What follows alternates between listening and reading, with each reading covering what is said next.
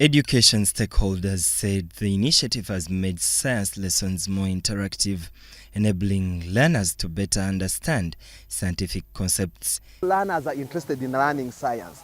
Rather than teachers suffering drawing diagrams, you can imagine drawing a diagram of a skeleton on the chalkboard. You can imagine drawing a female reproductive system, which most of us actually went through. So this is what we are trying to solve. Help learners not cram concepts. This is the spine, and how that problem of backache all comes about. These bones of the spine begin to rub against each other due to overbending. When a person carries out activities that require him or her to overbend, the bones of the spine begin to rub against each other. Head of Science, Dennis Okelo, said the introduction of the kits has significantly improved learners' understanding of science and boosted performance in national examinations. Performance in science have not been high as compared recently. All along, children could be getting closer to distinction.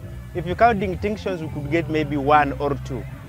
But in the latest years, like last year, we had 5 in distinction 1. Ectopic pregnancy is when the embryo remains in the fallopian tube.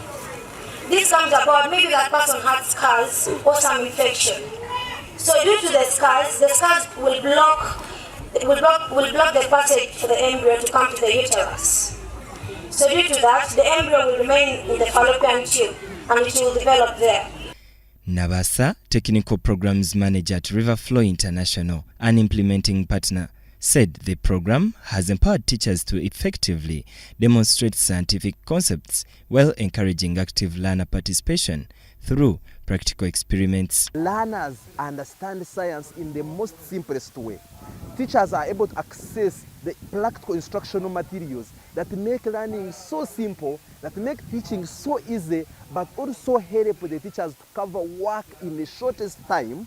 Schools have been urged to properly maintain the science kits to sustain improved learning outcomes.